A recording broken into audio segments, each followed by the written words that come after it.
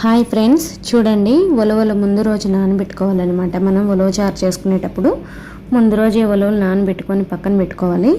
ఇలా నానితే బాగుంటాయి అన్నమాట. ఆ ఉలవలు తీసి ఒక 3 విజిల్స్ వచ్చేదాకా ఉడకబెట్టుకోవాలి.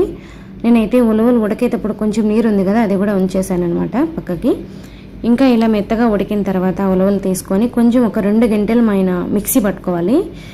తర్వాత వచ్చేసి కొంచెం నిమ్మకాయ సైజ్ అంత చింతపండు, ఇంకా జీలకర్ర, ధనియాలు, మిరియాలు, తెల్లగడ్డ, రెడ్ చిల్లీ అంతా వేసి కచ్చాపచ్చా దంచుకొని పక్కన పెట్టుకోవాలి.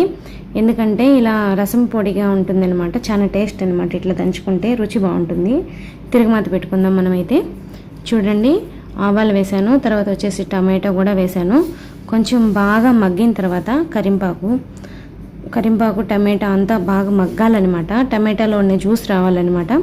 చింతపండు అయితే మనం తీసుకొని కలిపి పక్కకు పెట్టుకుందాము, అందులో ఉండే జ్యూస్ అంతా.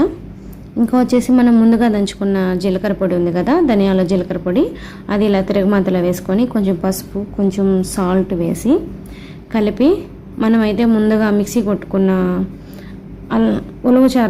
ఉలవలు మిక్సీ పట్టుకున్నాం కదా, అదైతే తెచ్చి రసంలో వేసుకున్నాను. చూడండి, ఇంకా వచ్చేసి చింతపండు పులుసు కూడా వేస్తున్నాను అనమాట. ఇలా చింతపండు పులుసు, ఆ ఉలవ పిండి అంతా వేసిన తర్వాత వచ్చేసి ఉలవలు ఉడకబెట్టుకున్న నీళ్ళు కూడా వేసాను. నేనైతే పడేయలేదు, చాలా బాగుంటుంది.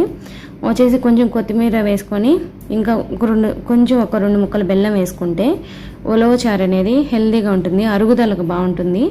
అందుకోసం అనేసి నేను బెల్లం వేస్తాను. తర్వాత ఒక పొంగు వచ్చేదాకా ఉడకబెట్టుకోవాలన్నమాట ఈ ఉలవ చారుని. మూత పెట్టేసి ఒక పొంగు, అట్లా ఒక మంట చాలు, పొంగు వస్తుంది. చూడండి ఫ్రెండ్స్, బాగుంది కదా, ఉడికిపోయింది. తర్వాత ఆపుకొని ఇంకా వచ్చేసి దీంట్లో కాంబినేషన్ ఉల్లగడ్డ తాలింపు కానీ,